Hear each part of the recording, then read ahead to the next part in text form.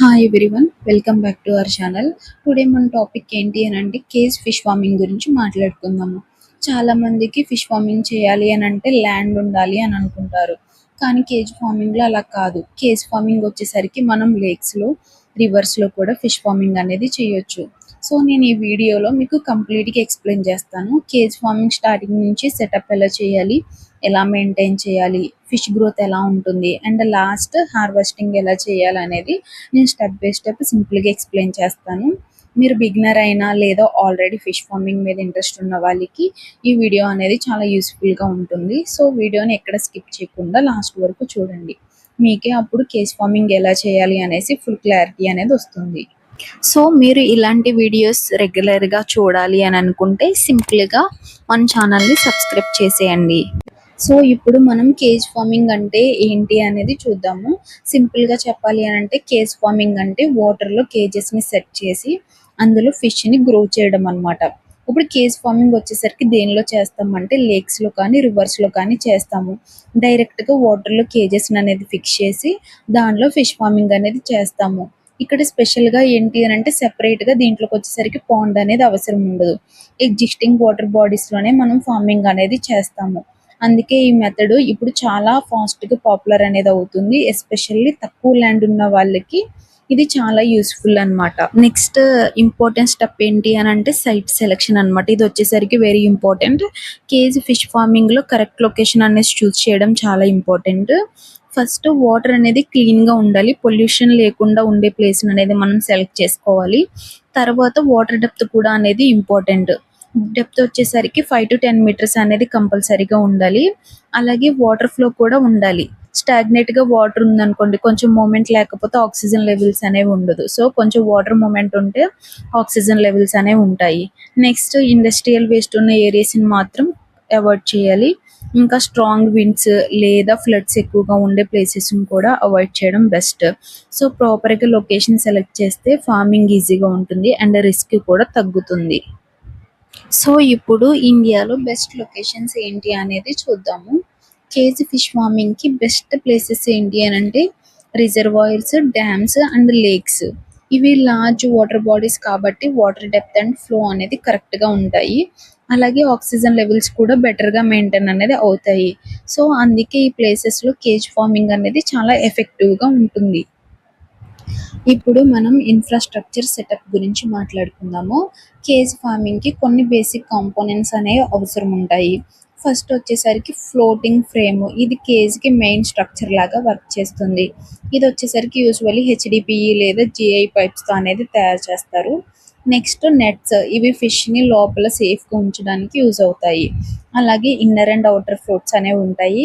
కొంతమంది ప్లాస్టిక్ డ్రమ్స్ని కూడా ఫ్లోట్స్గా అనేది యూజ్ చేస్తారు. ఇంకా యాంకరింగ్ సిస్టమ్ అనేది చాలా ఇంపార్టెంట్. కేజ్ వాటర్లో స్టేబుల్గా ఉండడానికి అనేది హెల్ప్ చేస్తుంది. అండ్ ఫీడింగ్ ట్రేస్, ఫిష్కి ప్రాపర్గా ఫీడ్ ఇవ్వడానికి అనేది యూజ్ అవుతాయి. సో ఈ కాంపోనెంట్స్ అన్ని కరెక్ట్గా సెటప్ చేసామనుకోండి, కేజ్ అనేది స్ట్రాంగ్గా అండ్ సేఫ్గా అనేది ఉంటుంది. సో ఇప్పుడు కేజ్ సైజ్ అండ్ సెటప్ గురించి మాట్లాడుకుందాము. జనరల్గా స్టాండర్డ్ కేజ్ సైజ్ వచ్చేసరికి అరౌండ్ 6 మీటర్స్ లెంత్ ఉంటుంది, 4 metres width and 4 metres depth లాగా ఉంటుంది. కానీ రిక్వైర్మెంట్ బట్టి సైజ్ అనేది కొంచెం వేరీ అవ్వచ్చు. మనం ఇప్పుడు సెటప్ ప్రాసెస్ విషయానికి వస్తే ఫస్ట్ మనం ఫ్రేమ్ అనేది ప్రాపర్గా ఫిక్స్ చేయాలి. తరువాత నెట్స్ అనేవి అటాచ్ చేయాలి. అవి నెట్స్ అనేవి ఎందుకు అని అంటే ఫిష్ అనేది సేఫ్గా ఉంచడానికి చాలా ఇంపార్టెంట్ అనమాట. నెక్స్ట్ కేజ్ని వాటర్లో యాంకరింగ్ చేయాలి, అంటే స్ట్రాంగ్గా ఫిక్స్ చేయడం అనమాట, మూమెంట్ ఎక్కువగా కాకుండా ఉండడం కోసం. ఫైనల్గా ఫీడింగ్ సిస్టమ్ అనేది ఇన్స్టాల్ చేయాలి. ఇలా స్టెప్ బై స్టెప్ సెటప్ అనేది కంప్లీట్ చేస్తే కేజ్ అనేది రెడీ అవుతుంది. సో ఇప్పుడు ఇన్వెస్ట్మెంట్ గురించి మాట్లాడుకుందాం. ఒక కేజీకి ఇనిషియల్ కాస్ట్ విషయానికి వస్తే కేజీ స్ట్రక్చర్ కోసం అప్రాక్స్గా 80,000 నుంచి 1,20,000 రూపీస్ వరకు అనేది అవుతుంది. నెట్స్ కోసం ఇంకొక 20,000 నుంచి 30,000 రూపీస్ వరకు అవుతుంది. ఫిష్ సీడ్ కోసం వచ్చేసరికి 10,000 నుంచి 20,000 రూపీస్ అనేది అవుతుంది. అలాగే 6 months ఫీడ్ కోసం అరౌండ్ 40,000 నుంచి 70,000 రూపీస్ వరకు అనేది అవుతుంది. సో టోటల్గా చూస్తే ఒక కేజీ సెటప్ ఇన్వెస్ట్మెంట్ అప్రాక్స్గా 1.5 lakhs నుంచి 2.5 lakhs వరకు అనేది అవుతుంది. కానీ ఈ అమౌంట్ కొంచెం మీ సెటప్ సైజ్ అండ్ క్వాలిటీ బట్టి అనేది వేరే అవ్వచ్చు. ఇప్పుడు మనం ఫిష్ సెలక్షన్ గురించి మాట్లాడుకుందాము. కేజ్ ఫిష్ ఫార్మింగ్‌లో మనం కరెక్ట్ స్పీసీస్ సెలెక్ట్ చేయడం అనేది చాలా ఇంపార్టెంట్. జనరల్‌గా బాగా పెర్ఫార్మ్ అయ్యే ఫిషెస్ ఏంటి అనంటే కేజ్ ఫార్మింగ్‌కొచ్చేసరికి తిలాపియా, ఫంగాషియస్, రోహు అండ్ కట్లా. ఇప్పుడు తిలాపియా వచ్చేసరికి ఇది అనేది చాలా ఫాస్ట్ గ్రోత్ అనేది ఉంటుంది అండ్ డిఫరెంట్ కండిషన్స్‌లో కూడా ఇది అనేది ఈజీగా అడ్జస్ట్ అవుతుంది. నెక్స్ట్ ఫంగాషియస్ కూడా ఫాస్ట్ గ్రోత్ అనేది ఉంటుంది. కమర్షియల్‌గా చాలా మంది అనేది ఈ కేజ్ ఫార్మింగ్‌లో దీన్ని ప్రిఫర్ అనేది చేస్తారు. రోహు అండ్ కట్లా ఇవనేది ట్రెడిషనల్ ఫిషెస్. మన ఇండియాలో డిమాండ్ అనేది ఎక్కువగా ఉంటుంది కాబట్టి so me area and market demand and water condition బట్టి కరెక్ట్ ఫిష్ అనేది సెలెక్ట్ చేసుకోండి. సో ఫిష్ స్పీసెస్ని సెలెక్ట్ చేసుకునేటప్పుడు కొన్ని పాయింట్స్ అనేవి గుర్తుపెట్టుకోవాలి.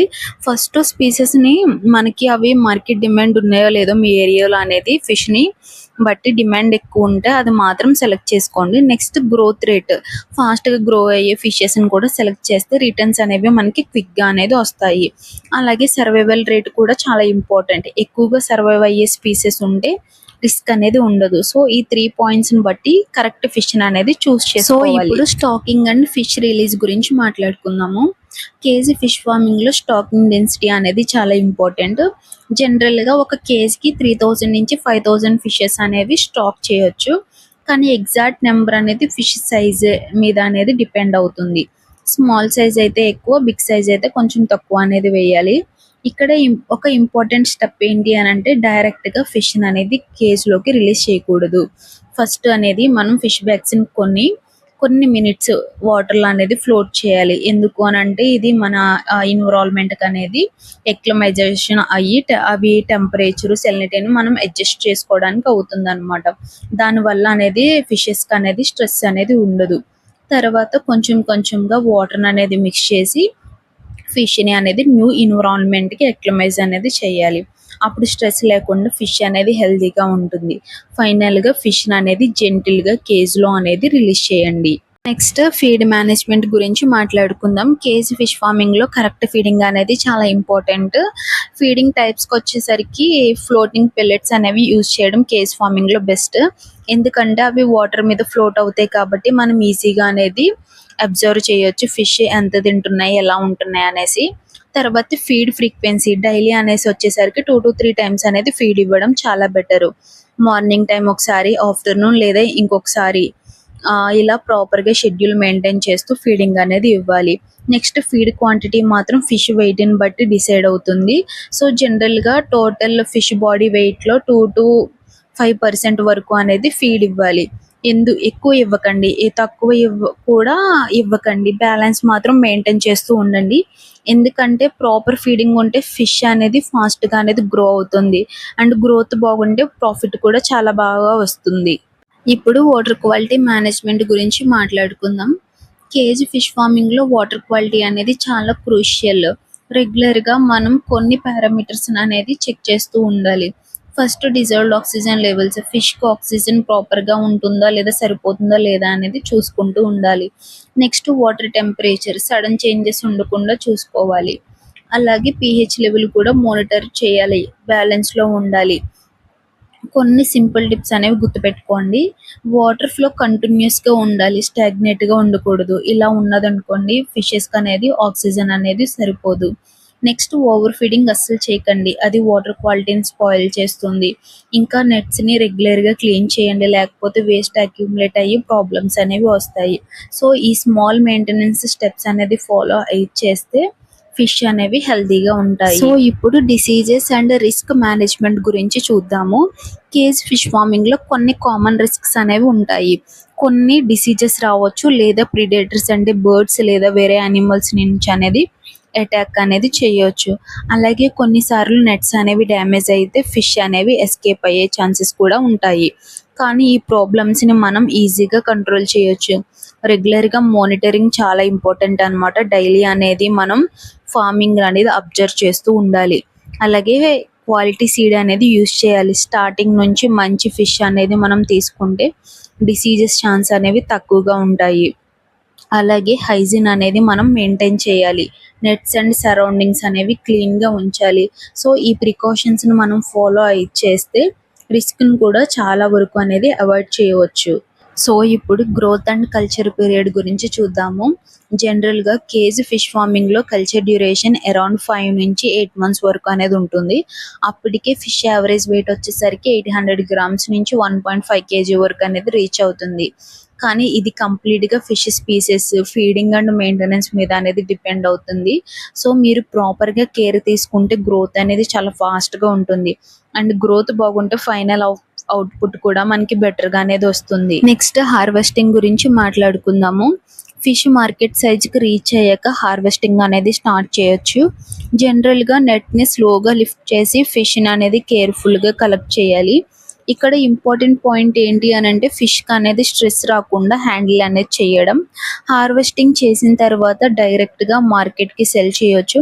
లేదా బయర్స్‌కి సప్లై చేయొచ్చు. కొన్ని టిప్స్ అనేది గుర్తుపెట్టుకోండి. మార్నింగ్ లేదా ఈవినింగ్ టైంలో హార్వెస్ట్ చేయడం బెటర్. ఎందుకంటే మనకి టెంపరేచర్స్ అనేవి తక్కువగా ఉంటుంది. ఫిష్‌ని రఫ్‌గా హ్యాండిల్ చేయకండి. నెక్స్ట్ డ్యామేజ్ అయితే మనకి రేట్ అనేది తగ్గిపోతుంది. క్లీన్ వాటర్‌తో వాష్ చేసి ఫ్రెష్‌గా మార్కెట్‌కి పంపితే మంచి ప్రైస్ అనేది దొరుకుతుంది. సో, కరెక్ట్‌గా హార్వెస్ట్ చేసి సెల్ చేస్తే మీకు మాక్సిమం ప్రాఫిట్ అనేది వస్తుంది. ఇప్పుడు ప్రాఫిట్ అండ్ రిటర్న్స్ గురించి మాట్లాడుకుందాం. కేజ్ ఫిష్ ఫార్మింగ్‌లో మనకి ఒక కేజీ నుంచి ఎక్స్‌పెక్టెడ్ ప్రొడక్షన్ వచ్చేసరికి అరౌండ్ 2-4 టన్స్ వరకు అనేది వస్తుంది. దాన్ని బట్టి మనం టోటల్ ఇన్‌కమ్ అప్రాక్స్‌గా 3,00,000 నుంచి 6,00,000 వరకు ఉంటుంది. ఎక్స్‌పెన్సెస్ అన్నీ మైనస్ చేశాక మీకు నెట్ ప్రాఫిట్ వచ్చేసరికి అరౌండ్ 1,00,000 నుంచి 3,00,000 వరకు అనేది మన పర్ సైకిల్ అనేది రావచ్చు. కానీ ఒక ఇంపార్టెంట్ పాయింట్ గుర్తుపెట్టుకోండి. ఈ ప్రాఫిట్ అనేది కంప్లీట్‌గా మీ maintenance, feeding and market price మీద అనేది డిపెండ్ అవుతుంది. సో, మీరు ప్రాపర్‌గా మేనేజ్ చేస్తే ఇంకా బెటర్ రిటర్న్స్ అనేవి కూడా పొందవచ్చు. సో, లాస్ట్‌గా మనం లాసెస్ అండ్ ఛాలెంజెస్ గురించి మాట్లాడుకుందాం. కేజ్ ఫిష్ ఫార్మింగ్‌లో కొన్ని ప్రాబ్లమ్స్ అనేవి వస్తాయి.